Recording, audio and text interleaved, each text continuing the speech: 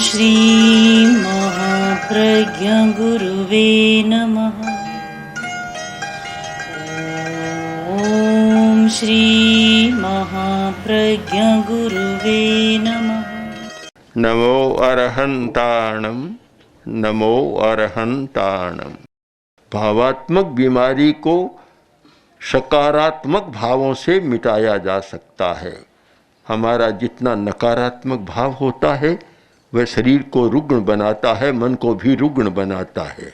और जब सकारात्मक भाव हम पैदा कर लेते हैं, पॉजिटिव थिंकिंग, पॉजिटिव एटीट्यूड हम बना लेते हैं, सकारात्मक सारा होता है, तो नकारात्मक भाव से उत्पन्न बीमारियां अपने आप ठीक होने लग जाती है।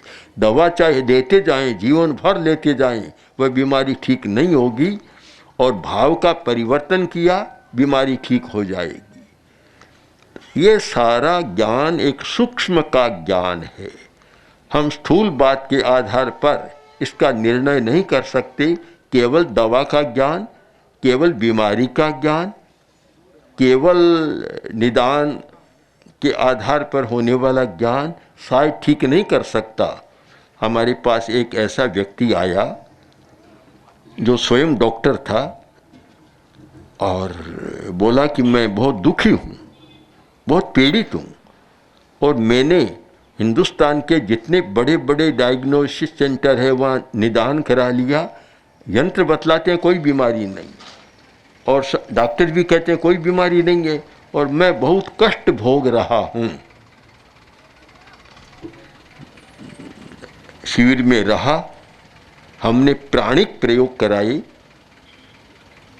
10 दिन का शिविर होता है, 7 दिन में बिल्कुल स्वस्थ हो गया। स्वस्थ होकर अपने मेडिकल कॉलेज का प्रोफेसर था वहाँ गया, और डॉक्टरों ने कहा तुम कैसे स्वस्थ हो गए? आश्चर्य, हम तुम्हारे साक्षी हैं कि इतने भारी बीमार थे, स्वस्थ कैसे हो गए?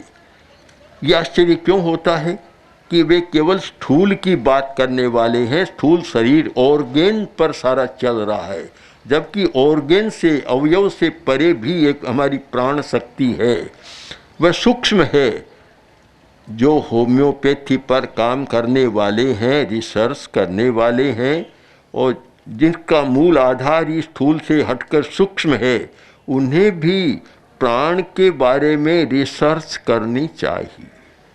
ये खोज करनी चाहिए कि प्राण का फंक्शन क्या है, क्या काम होता है, प्राण कैसे प्रभावित करता है। आयुर्वेद में, हठ योग में, योग विद्या में 5 प्राण माने गए: प्राण, अपान, समान, उदान और व्यान। ये 5 प्राण होते हैं, और इनके द्वारा हमारा जीवन संचालित होता है। अब कहाँ गड़बड़ी होती है, प्राण का असंतुलन कहाँ होता है? जहाँ प्राण का असंतुलन है वहाँ समस्या पैदा होती है। एक अच्छे प्रोफेसर हैं, प्रसिद्ध हैं, और राजस्थान पत्रिका में वेद विज्ञान आदि के बड़े लेखक हैं, डॉक्टर दयानंद भार्गव। बीमार हो गए, हमारे बहुत निकट व्यक्ति हैं, बीमार हो गए, हार्ट की बीमारी हो गई। तो उनका पुत्र भी डॉक्टर है, जयपुर में इलाज चल रहा था, बड़े बड़े डॉक्टर इलाज कर रहे थे, फिर भी उनको लगा कि कुछ समस्याएं बनी हुई है। हमने उनको सुझाव दिया कि आप, इलाज तो आपका चलता रहे, हम नहीं रोकेंगे उसको, किंतु उसके साथ कुछ प्राणिक प्रयोग करें। जो हमारे इस स्थूल शरीर में एक जो सेंटर है, साइकिक सेंटर, एक है जिसको योग में कहते हैं मूलाधार, और प्रेक्षाध्यान में उसका नाम है शक्ति केंद्र। शक्ति केंद्र पर ध्यान केंद्रित कर और लम लम लम का लयबद्ध उच्चारण 10 मिनट तक करें। ये प्रयोग आप चालू रखें। उन्होंने, विद्वान आदमी है और विश्वास भी है हमारे प्रति, उन्होंने ये प्रयोग शुरू किया। 5-10 दिन बाद उनका पत्र मिला कि मैं काफ़ी पीड़ित था, किंतु जैसे ही मैंने लंग का प्रयोग किया, लयबद्ध लंग के ध्वनि का प्रयोग किया, और वे प्रकंपन हार्ट को प्रभावित करने लगे। मुझे 5 मिनट में ऐसा लगा कि जैसे इंजेक्शन देकर मुझे शांति कर दी गई है सारा का सारा। ध्वनि चिकित्सा बहुत महत्वपूर्ण है। प्रकंपन, सारा प्रकंपनों का एक जगत है। हम और क्या है, हम लगता है यह मकान लगता है कि एक मकान है, स्थूल है, स्थूल दृष्टि से मकान है। हम सूक्ष्म दृष्टि से जाएं तो सारे प्रकंपनों का ढांचा है और कुछ नहीं है। दरवाज़ा बंद है, आदमी भीतर नहीं जा सकता, किंतु सर्दी तो भीतर चली जाएगी, गर्मी भी भीतर चली जाएगी। उनके लिए दरवाज़ा नहीं है, उनके लिए भीत भी नहीं है। सूक्ष्म के लिए, प्रकंपनों के लिए कहीं कोई अवरोध नहीं है, कहीं कोई खिड़की नहीं, दरवाज़ा नहीं, किवाड़ नहीं, कुछ भी नहीं है। उनके लिए सारा खुला का खुला है। तो ये जो प्रकंपन का सिद्धांत है, सूक्ष्म सिद्धांत, बड़ा महत्व का होता है। एक डॉक्टर आया हमारे पास पटना से और हमें बात उसका संवाद आया कि मैं होम्योपैथी चिकित्सक हूँ और एक बाल रोगी का आ जाए, उसके आधार पर कहीं बैठा हो, 2000 किलोमीटर पर हो, एक बाल उसका मेरे पास आ जाए, मैं उसका इलाज कर सकता हूँ। सबको आश्चर्य लगता है कैसे करेगा इतनी दूरी के साथ, किंतु आज के वैज्ञानिक युग में और सूक्ष्म के युग में और सूक्ष्म प्रकंपनों के युग में कोई आश्चर्य की बात नहीं है। जब देखेंगे कि रोगी किस फ्रीक्वेंसी में है और उसी फ्रीक्वेंसी में अगर उस बाल को होम्योपैथी की शीशी में डाल दिया जाए तो प्रकंपन वहाँ तक पहुँच जाते हैं और रोगी को ठीक कर देते। तो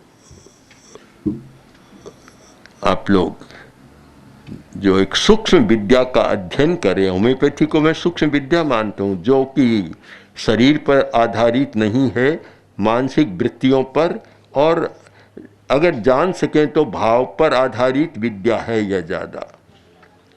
और मात्रा भी सूक्ष्म इसलिए हो जाती है कि सूक्ष्म का सिद्धांत है। तो इससे महाविद्यालय में अध्ययन करने वालों को, होम्योपैथी का अध्ययन करने वालों को प्राणिक अध्ययन, और यहाँ जो मुझे पता लगा कि रिसर्च सेंटर भी है, तो प्राणिक शक्ति ऊर्जा के बारे में रिसर्च भी होनी चाहिए। तो शायद होम्योपैथी की शक्ति और बढ़ जाएगी और समझने का भी मौका मिलेगा।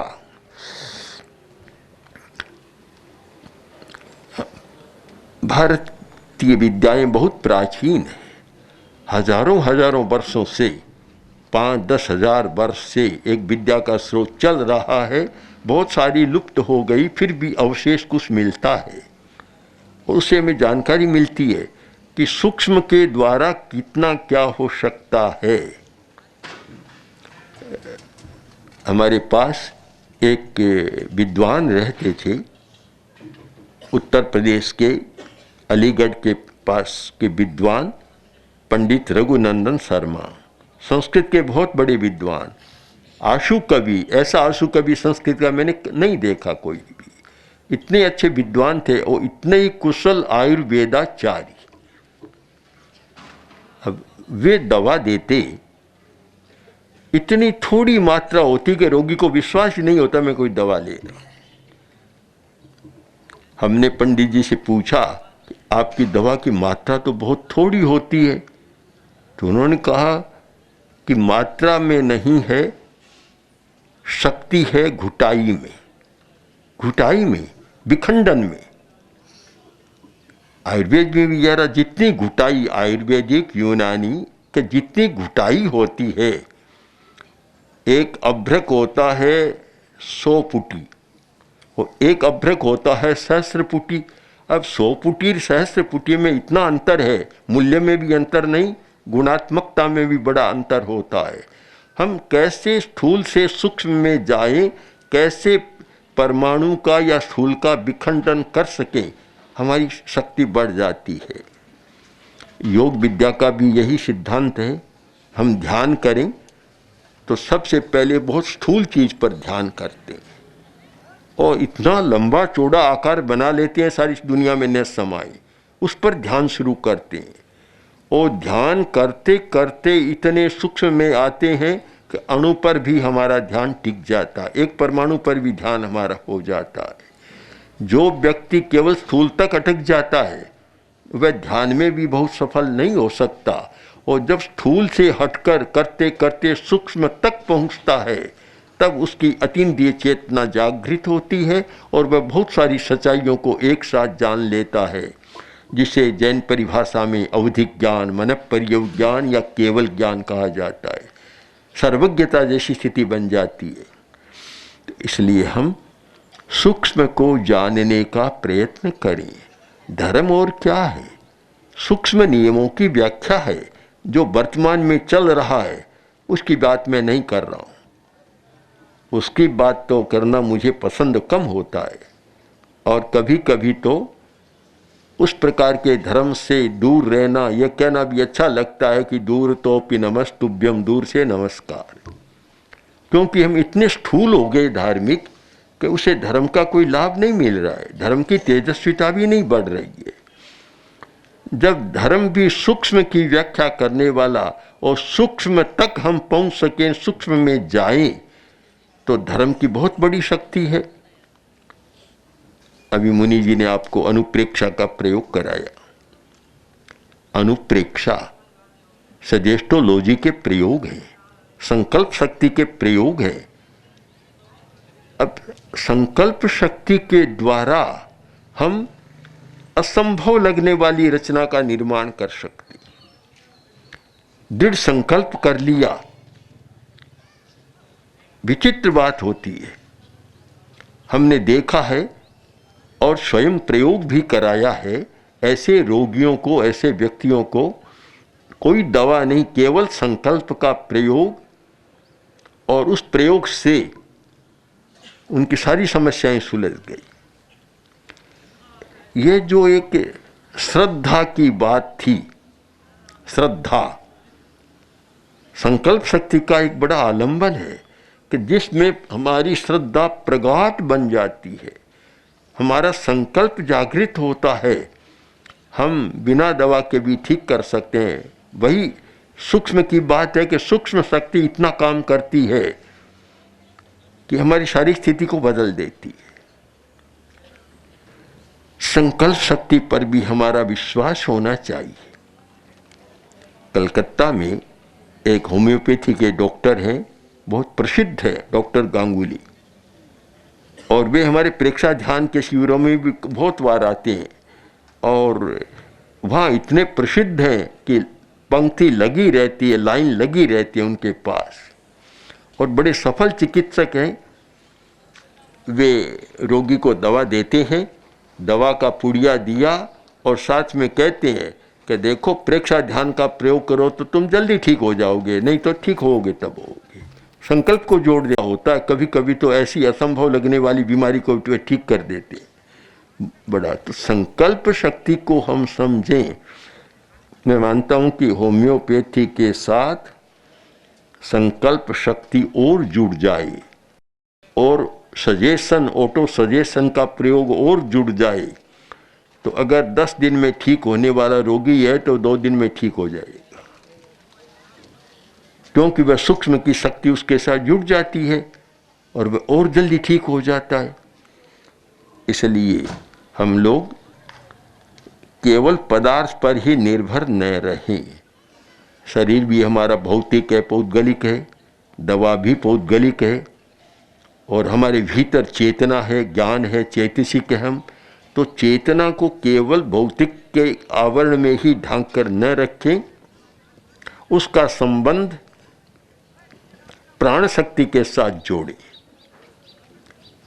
और अपने संकल्प के द्वारा, अपने सुझाव के द्वारा हम चिकित्सा की बात जोड़ दें तो आरोग्य का हेतु हमारे हाथ में आ जाएगा। बहुत वर्ष पहले आचार्य तुलसी, जो हमारे गुरु हैं, थे, राजस्थान में थे। उदयपुर जिला का एक अच्छा कस्बा आमेट, वहाँ हम प्रवास कर रहे थे। प्रेक्षा ध्यान का शिविर था।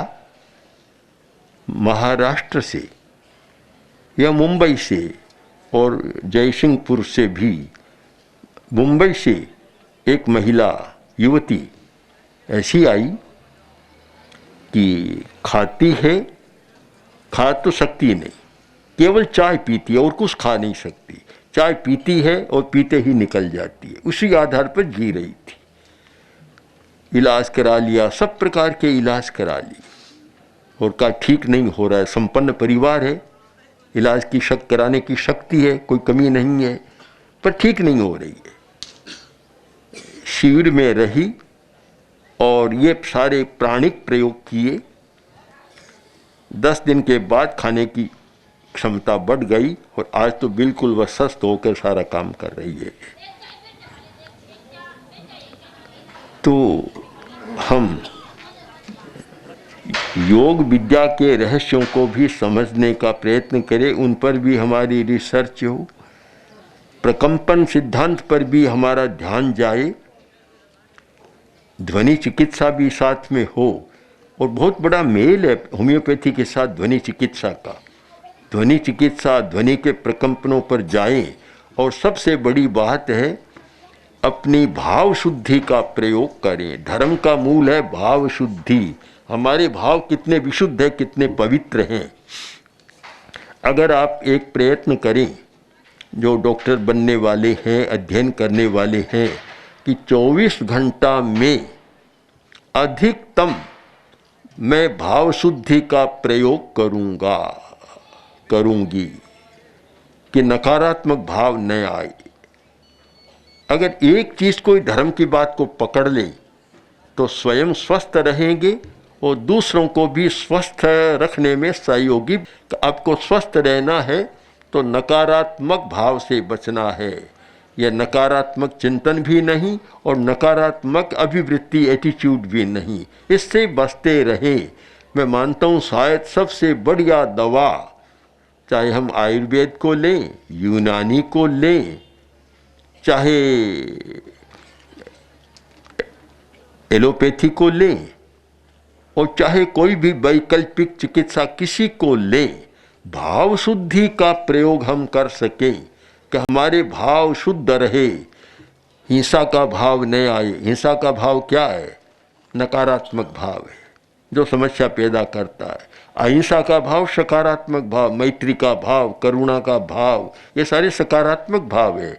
इनका जितना विकास होगा आदमी उतना ही स्वस्थ रहेगा। तो आज आप लोग तो चिकित्सा के क्षेत्र में काम करने वाले हैं और हम लोग अहिंसा और धर्म के क्षेत्र में काम करने वाले हैं। तो हम आपको कोई दवा की बात तो ज़्यादा नहीं बताएंगे, किंतु इतना जरूर बताना चाहते हैं कि सकारात्मक भाव 100 दवा की एक दवा है और नकारात्मक भाव 100 बीमारियों की एक बीमारी है, बड़ी बीमारी है।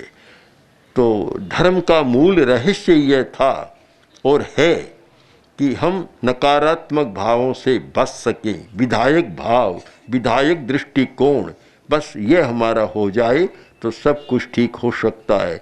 हमारी ऐसी कोई तीसरी आंख खुल जाए जो सकारात्मक भाव में रहे। मैं अब इस विषय को संपन्न करूं एक छोटी सी घटना के साथ। एक भिखारी भीख मांग रहा था, छोटी अवस्था थी, अंधा हो गया, भीख मांग रहा था। कोई भी आता, बाबूजी 1 रुपया। एक अच्छा चिंतनशील व्यक्ति आया और उसने देखा और कहा कि तुम युवक हो, अभी नव युवक बिल्कुल, और भीख मांग रहे हो। बोला बाबूजी क्या करूं, आंख नहीं है और कोई उपाय नहीं है। तो एक उपाय मैं बताता हूं कि तुम रुपया मांगते हो तो किसी के पास आंख मांग लो। अब भिखारी जो बोला, इतना मार्मिक वचन है वह, उसने कहा बाबूजी आंख है किसके पास जो मैं मांग लूं? कोई आंख वाला आए तब मांगू ना आंख, आंख वाला मुझे कोई लगता ही नहीं है, किसके पास मांगू? हमारी तीसरी आंख खुल जाए, जो समता की आंख है, समता की आंख, तटस्थता की आंख, आत्मशुद्धि या भाव शुद्धि की आंख या विवेक की आंख, वह जागृत हो जाए तो शायद इन दो आंखों के द्वारा भी हम बहुत बड़ा काम कर सकते हैं। इसलिए अगर निष्कर्ष की भाषा में कहूँ तो फिर एक शब्द को ही आप पकड़ें कि अधिकतम भाव शुद्धि का विकास करना है। 24 घंटा में जागरूक रहें कि अधिकतम भाव विशुद्धि रहे, सकारात्मक भाव रहे, नकारात्मक भाव से बच सकें तो हम शरीर मन सबकी अच्छी चिकित्सा कर सकते हैं और सदा स्वस्थ जीवन, आरोग्य का जीवन जी सकते हैं। ओम।